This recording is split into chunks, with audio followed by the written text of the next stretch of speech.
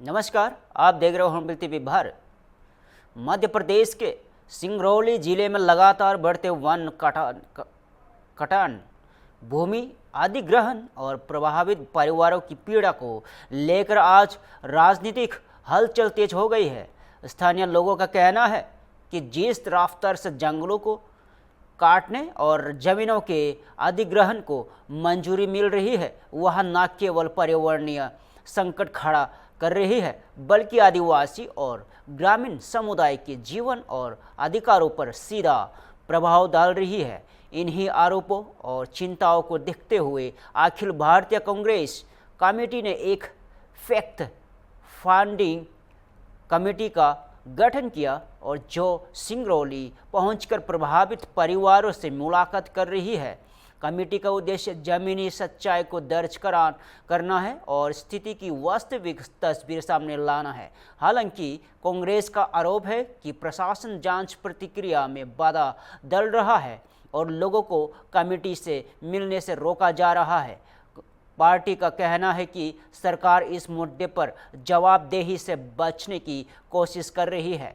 सिंगरौली में पेड़ों का काटना और जमीन के अधिग्रहण को लेकर जो आवाज़ उठ रही है, वह अब एक जिला स्तरीय मामला नहीं रहा गया बल्कि पर्यावरण अधिकार और न्याय के बड़े सवाल खड़े कर रहा है। क्योंकि हम ये पूछना चाहते हैं कि आज 10 लाख से ऊपर पेड़ काटे जा रहे हैं या अडानी प्रदेश है। हम कांग्रेस पार्टी की तरफ से फैक्ट चेक करना है कि जो झाड़ कट रहे हैं, पेड़ कट रहे हैं, मोदी जी कह रहे हैं एक पेड़ माँ के नाम। शिवराज चौहान इसी के मंत्री कई दिनों से पेड़ लगा रहे हैं। यहाँ 10 लाख पेड़ काटे जा रहे हैं। हम चेक करने आए, देखने आए, आदिवासी भाइयों से मिलने आए। किस कानून के तहत हमें अंदर नहीं जाने दे रहे हैं इसका पता नहीं है। 1000 ट्रक इसी सड़क से रोज निकलते, 1000 ट्रक कोयले के रोज निकलते अडानी जी के। आस पास के लोगों को दमा हो गया, लोग परेशान हैं, बीमार हो रहे हैं, बच्चों की पढ़ाई नहीं है, बच्चा खाने के साथ साथ कोयला खा रहे हैं। पर अद्भुत और अकल्पनीय अराजकता है। 1000 से ज्यादा पुलिस वाले यहाँ खड़े हैं। पूरे जंगल को कम से कम 5000 पुलिस कर्मियों ने घेर रखा है। परिंदा भी पर नहीं मार सकता। और ये हम लोग पूछ रहे हैं कि हमें केवल 12 जने को जाने दो, सीएलपी को जाने दो, पूर्व सीएलपी को, विधायकों को जाने दो। एक को भी एंट्री नहीं है। 2 गाड़ियों से चले जाए, एंट्री नहीं है। यानी ये भारत के अंदर पाकिस्तान बना रखा है सिंगरौली के इस जिले को कि सीमा पार नहीं कर सकते हम। वीजा चाहिए यहाँ का, मोदी जी का वीजा, अडानी जी का वीजा। ये अडानी देश बना दिया, 10,000 एकड़ का अडानी देश बना दिया, वहाँ कोई घुस नहीं सकता है। ये अपने आप में इस देश की वस्तु स्थिति है। मैं समझता हूँ मध्य प्रदेश वासियों, आदिवासी भाइयों, देशवासियों, देखो, समझो, जागो कि किस तरीके से अडानी को देश बेचा जा रहा है। अडानी को किस तरीके से देश बेचा जा रहा है। ये अडानी देश बना दिया, अडानी देश, जिसमें कोई भी आदमी वीजा लेके ही 10,000 एकड़ में अंदर जा सकता है। सही है कि गलत? सही है। हम जब तक यहाँ से नहीं जाएंगे, जब तक हम आदिवासी भाइयों से मिले नहीं, हम देखे नहीं कि कितने पेड़ कटे हैं, हम यहीं धरना देंगे, यहीं बैठेंगे। रात में भी यही रहेंगे। रात में भी जनप्रतिनिधि अंदर नहीं जा रहा है तो क्या आदिवासी सुरक्षित रहेंगे? बिल्कुल असुरक्षित होंगे। यही सबसे बड़ी विडंबना है। बड़ी खबर आजमगढ़ से। मुख्यमंत्री योगी आदित्यनाथ ने आज जनपद आजमगढ़ में जनप्रतिनिधियों के साथ महत्वपूर्ण बैठक की। बैठक में मुख्यमंत्री ने SIR से जुड़े विभिन्न बिंदुओं पर विस्तार से चर्चा की और अधिकारियों तथा जनप्रतिनिधियों को आवश्यक दिशा निर्देश दिए।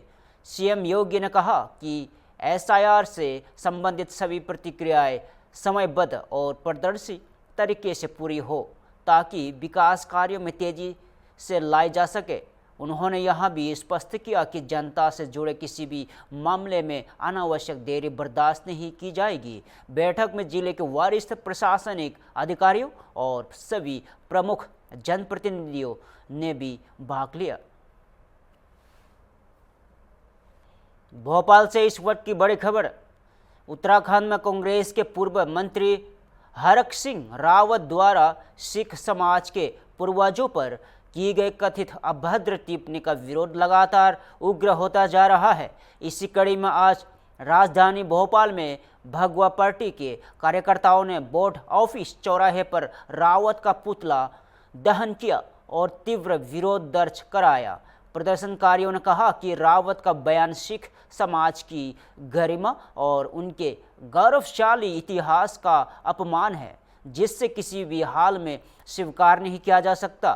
कार्यकर्ताओं ने चेतावनी दी है कि जब तक हरक सिंह रावत लिखित रूप से सार्वजनिक माफी नहीं मांगते तब तक विरोध जारी रहेगा। इस दौरान भारी संख्या में लोग प्रदर्शन में शामिल हुए और चौराहे पर कड़ी नारेबाजी की गई और उदार संगठन के पदाधिकारियों का कहना है कि वे इस मुद्दे को सामाजिक एवं धार्मिक संगठनों के साथ बड़े स्तर पर उठाने की तैयारी कर रहे हैं। वहीं पूरे प्रदर्शन के दौरान सुरक्षा व्यवस्था बनाए रखने के लिए पुलिस बल तैनात रहा।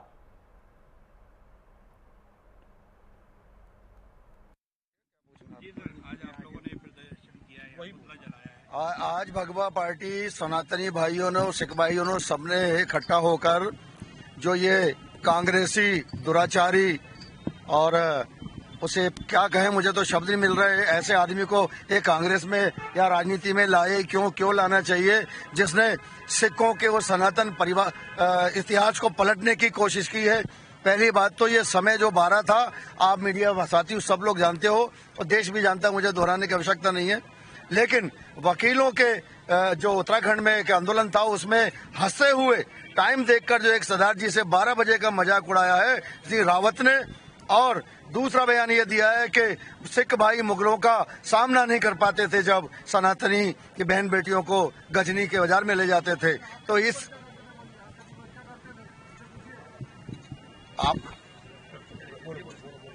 इन्होंने जो इतिहास बदलने की कोशिश की है उसका हमने विरोध किया है और करते रहेंगे। और भविष्य में जब भी कांग्रेस ही नहीं, जो भी राजनीतिक दल सनातनी भाइयों का, सनातनी धर्म का, सिख भाइयों का, सिख पूर्वजों का अपमान करने की बात करेंगे, तो आज तो हमने पुतला जलाया है, लेकिन ये जिस भाषा को 84 में समझाना चाहते थे, हम उस भाषा में भी इनको समझाने को तैयार हैं। जय जय। लोग लगा लीजिए अपना, थोड़ा सा गैप बना लीजिए। आज भगवा पार्टी के द्वारा जो सिख समुदाय के पूर्वजों के ऊपर अभद्र टिप्पणी की गई थी, उस पर पुतला दहन किया गया है। कांग्रेस पूर्व से ही सनातन के विरोधी रही है। कांग्रेस के द्वारा हमेशा सनातनियों को तोड़ा गया है जाति पात भेदभाव के नाम से। कांग्रेस ने हमेशा ओबीसी, एससी, एसटी, जैन, पंडित, सरदार और अन्य भागों में बांटकर राज किया है। उसी का एक छोटा नमूना था जो आज सिख समुदाय के कुछ लोगों पर अभद्र टिप्पणी हुई, उनके पूर्वजों पर टिप्पणी हुई। दुर्भाग्य हमारा यह है कि सनातन सिखों की वजह से बचा हुआ है, हिंदू धर्म सिखों की वजह से बचा हुआ है, ये इतिहास बताता है। हम जानते हैं, सब जानते हैं कि राष्ट्र में सनातन कैसे बचा था, सिखों ने कितनी आहुतियां दी थी, कितना बलिदान दिया था। पर बड़े शर्म की बात है, कांग्रेस और कांग्रेस से जुड़े हुए कुछ लोग हमेशा से अभद्रता करते हैं। कहीं ब्राह्मण, बनिया, ठाकुर और अन्य जातों में लोग पर बांटकर, तोड़कर राज करने की कोशिश करते हैं। आप पूर्व से देखिए, जब देश आजाद हुआ था, जवाहरलाल नेहरू थे, गांधी जी थे, इंदिरा गांधी थी, किसी न किसी बहाने से तोड़ा है। आपको पता है सिख समुदाय के साथ कितनी बर्बरता हुई थी, जब एक इंदिरा गांधी की हत्या की वजह से लाखों सिखों को मारा गया था। यह एक कांग्रेस की मानसिकता का उदाहरण है। पूर्व में भी आपको पता होगा, गांधी जी को जब एक नाथूराम गोडसे ने गोली चलाई थी, कई लाख पंडितों को बर्बरता से मारा था। आप इतिहास को उठाएं। मेरे भाइयों, आप सबसे निवेदन है कि इतिहास को, सच्ची इतिहास को पढ़ें। इतिहास को बार बार बदला गया है। कांग्रेस जब 75 साल से थी तो 5 बार इतिहास रचने वाले शिक्षा मंत्री इस्लामिक कट्टरपंथी ही थे। उन्होंने इस्लाम के आधार पे पूरे इतिहास को लिख दिया है, बना दिया है। आज इसी की वजह है भारत कई टुकड़ों में टूट चुका है और टूटने की कगार पे है। मेरा निवेदन है आप सब से इतिहास को अच्छी तरह पढ़ें, समझें और सोचें समझें। मेरा निवेदन है सभी सिख भाइयों से, आप अपना मन छोटा ना करें। सारा सनातन आपके साथ है, पूरा भारत आपके साथ है, ये पूरा भारतवर्ष आपका है। मेरा निवेदन है सभी सनातनियों से एक होकर, एकजुट होकर ऐसे विपक्षियों का सामना करें। जय हिंद, जय भारत, भारत माता की जय। उत्तर प्रदेश की राजधानी लखनऊ में मुख्यमंत्री योगी आदित्यनाथ के निर्देशों के बाद प्रदेश भर में अवैध रूप से रह रहे रोहिंग्या और बांग्लादेशियों के खिलाफ बड़े स्तर का अभियान चलाया जा रहा है।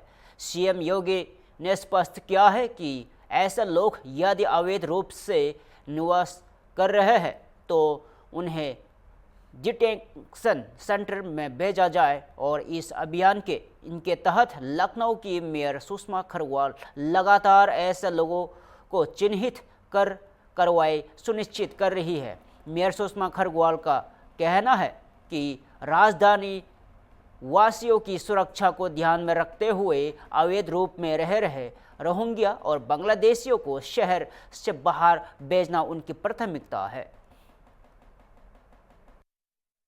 क्या उद्देश्य है इसका? इसमें उद्देश्य है कि हमें अपने शहर की सुरक्षा करनी है और बांग्लादेशियों और रोहिंग्या को शहर से बाहर करना है, यही उद्देश्य है। मध्य प्रदेश से एक बड़ी राजनीतिक अपडेट। बसपा संगठन द्वारा शुरू की गई अनूठी संवाद व्यवस्था को लेकर मंत्री राव उदय प्रताप सिंह ने आज महत्वपूर्ण बयान दिया है। मंत्री ने कहा है कि इस नई पहल से कार्यकर्ताओं और जनता से सीधा संवाद आसान हुआ है और यह लोकतांत्रिक व्यवस्था को मजबूत करने वाला कदम है। उन्होंने इसके लिए मुख्यमंत्री डॉक्टर मोहन यादव और बसपा प्रदेश अध्यक्ष हेमंत खंडेलवाल के प्रति आभार व्यक्त किया है। मंत्री राव उदय प्रताप सिंह के मुताबिक अब कार्यकर्ताओं को अपनी समस्या लेकर मंत्री के बंगले या वल्लभ भवन जाने की जरूरत नहीं पड़ेगी। बसपा प्रदेश कार्यालय को ही संवाद और समाधान का केंद्र बना दिया गया है। सोमवार से शुक्रवार तक प्रतिदिन कार्यकर्ता और आम नागरिक मंत्री से मिलकर अपनी समस्याएं रख सकेंगे। मंत्री ने बताया कि आज उन्होंने कई वरिष्ठ जनों और कार्यकर्ताओं से मुलाकात कर उनकी समस्याएं सुनी और तत्काल समाधान के निर्देश दिए गए। उन्होंने यह भी कहा कि सरकार की योजनाओं पर मिलने वाला फीडबैक इन योजनाओं को लेकर अधिक प्रभावी और जनहितकारी बनाने में मदद करेगा। मंत्री ने भरोसा जताया कि यह अनूठी संवाद व्यवस्था सरकार, संगठन और जनता के बीच एक मजबूत सेतु बनकर उभरेगी और प्रदेश में सुशासन को नई दिशा देगी। इसके आसपास लोगों से हम मिले हैं और जैसे ही इसका प्रचार प्रसार होगा मुझे लगता है ये संख्या धीरे धीरे बढ़ेगी और अपना निराकरण जब चीजें होती हैं तो स्वाभाविक लोगों का विश्वास बढ़ता है और उनकी अच्छा। और कई बार आवेदकों की संख्या कम है, ये इस बात का द्योतक भी रहता है कि सरकार अपने स्तर पर भी समस्याओं का निराकरण कर रही है। मैं इस बात से सहमत नहीं हूं, बड़ी संख्या में लगी। हम लोगों ने युक्तिकरण किया है, जहां पंचायत का कर्मचारी है, कृषि विभाग का है, दूसरे विभागों का, वहां एक शिक्षक भी उसमें समाहित किया गया है। और कुछ काम ऐसे होते हैं जो अनेक वर्षों में एक बार होते हैं, या चुनाव की ड्यूटी है, SIR है, इस तरह के जो एक आवश्यक सेवा के तहत जो चीजें आती हैं, उससे मुझे लगता है कि इसमें विभाग भी सहयोग करता है और कर्मचारी भी उसमें सहयोग करता है। हमने ये व्यवस्था दे रखी है, कोई बीमार व्यक्ति है, महिला है या किसी को निजी कोई समस्या है तो उसको स्थानीय स्तर पर परिवर्तन के लिए भी बोला गया है। या विषय का कोई शिक्षक है जिसके विषय के शिक्षक को जाने से बच्चे की पढ़ाई में व्यवधान आएगा तो उसमें भी हम लोगों ने कलेक्टर से कहा है कि इसको बचाकर ही दूसरे किसी व्यक्ति की ड्यूटी वहां लगाई।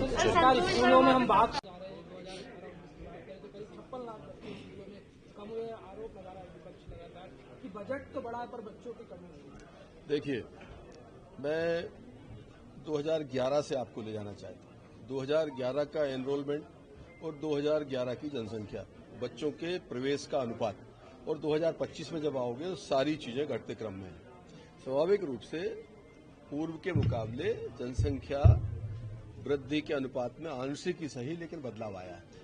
और बच्चे दो तरह से एनरोल होते हैं, पहले शासकीय स्कूल में, प्राइवेट इंस्टीट्यूशंस में। शासकीय स्कूल में हम पहली क्लास का एनरोलमेंट देखते हैं। अब हमने नर्सरी स्कूल लगभग 5000 से अधिक चालू किए पिछले वर्षों में, तो हमारे यहाँ भी नर्सरी का बच्चा ट्रैक होने लगा। तो ये जनसंख्या का अनुपात देख लो। प्राइवेट इंस्टीट्यूशंस में नर्सरी के कारण, शिफ्टिंग के कारण थोड़ा बदलाव हुआ था, लेकिन मुझे बताते हुए खुशी है इस साल गवर्नमेंट स्कूल्स में पहली क्लास का एनरोलमेंट बढ़ा है, प्राइवेट इंस्टीट्यूशंस में घटा है। हमारा जो हाई स्कूल और हायर सेकेंडरी लेवल पे है वहां बहुत एक के कहना चाहिए कि अच्छे परसेंटेज में हमारा एनरोलमेंट बढ़ा है। हमारा जो परिणाम है, परीक्षा परिणाम, वो भी हमारा बहुत संतोषप्रद स्थिति में हम उसको लेकर के गए हैं।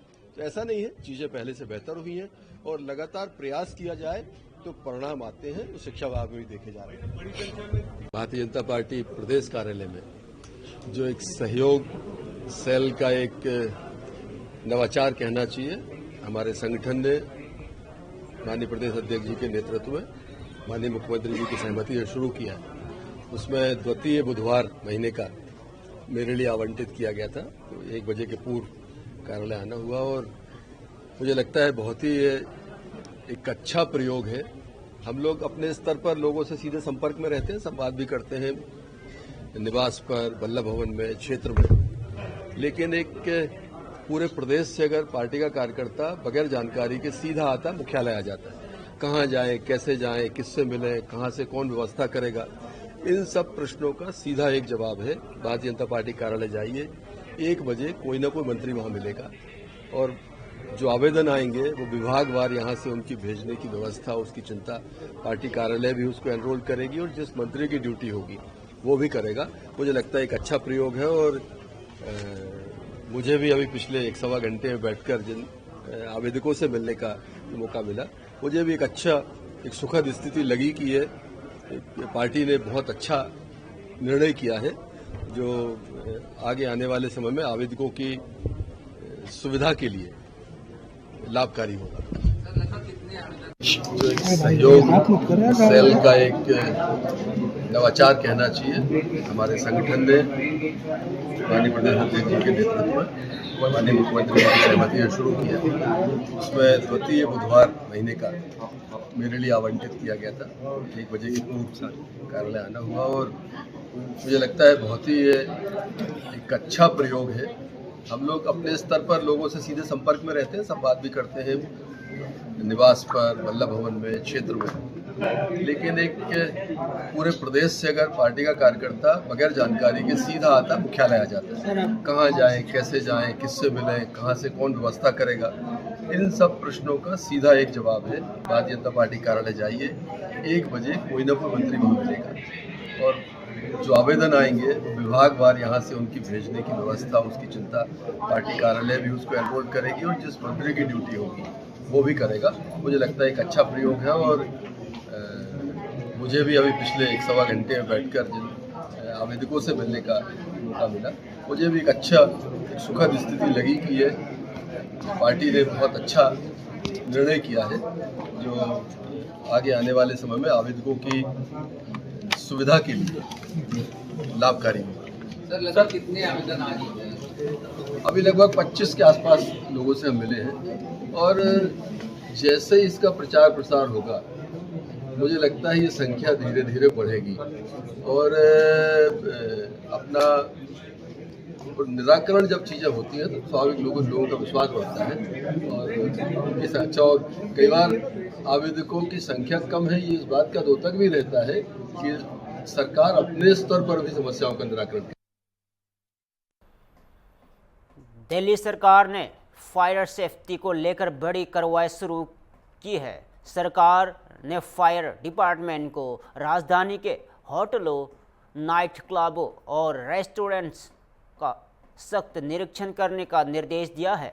दिल्ली फायर सर्विस के deputy chief fire officer AK मालिक ने बताया कि फायर सुरक्षा मानकों का पालन सुनिश्चित करने के लिए 35 क्लब, 52 होटल और 801 रेस्टोरेंट का अचानक निरीक्षण किया जाएगा।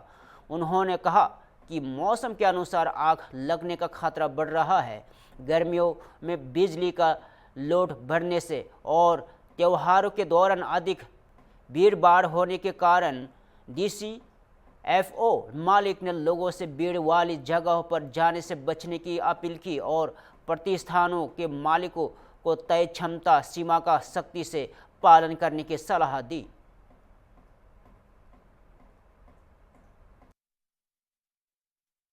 देखिए, इंस्पेक्शंस हम उन्हीं प्रमाइस को करने जा रहे हैं जिनको हमने फायर सेफ्टी सर्टिफिकेट इशू किया हुआ है।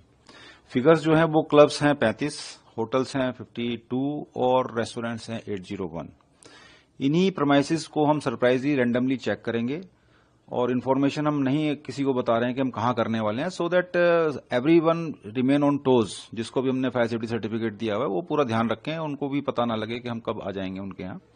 तो ये इंस्पेक्शन हम करेंगे इंश्योर करने के लिए कि किसी तरह का कोई ऑब्स्ट्रक्शन ना हो और जो हमारा रिक्वायरमेंट है फायर सेफ्टी लॉज की वो कंप्लाइड हो प्रॉपरली, जिससे कि कोई अनटुवर्ड इंसिडेंट इस फेस्टिव सीजन में ना हो।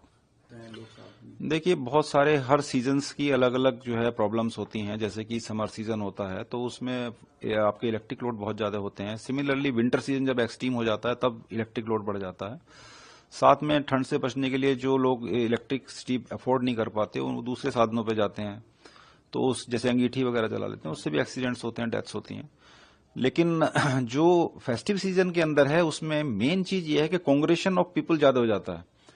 लोग ज्यादा संख्या में जो है बाहर निकलते हैं, ऐसे प्लेसेस पे जाते हैं एंजॉय करने के लिए। तो मैं दोनों से ही ये अनुरोध करूंगा, सिटीजन से भी अनुरोध करूंगा कि अगर वो ज्यादा भीड़ वाली जगह में जा रहे हैं तो एक बार सोचें कि यहां जाना उनके लिए सुरक्षित होगा या नहीं होगा। अगर जाते हैं तो वहां पर जो फायर सेफ्टी नॉर्म्स हैं, जो उनके एग्जिट वगैरह के जो नॉर्म्स हैं वो देख लें कि एग्जिट प्रॉपर है या नहीं है। सेकेंडली, ओनर्स से भी मैं रिक्वेस्ट करना चाहूंगा कि जो उनकी परमिटेड ऑक्यूपेंसी है उससे ऊपर ओवर क्राउडिंग ना करें। ये अगर चीज हम दोनों ही ध्यान रख लेंगे, सिटीजन्स भी और ओनर्स भी जो रेस्टोरेंट या इस तरह की असेंबली उसके हैं, तो होपफुली कोई दुर्घटना नहीं होगी। फिलहाल के लिए इतना ही। ताज़ा खबर देखते रहे होम टीवी भारत।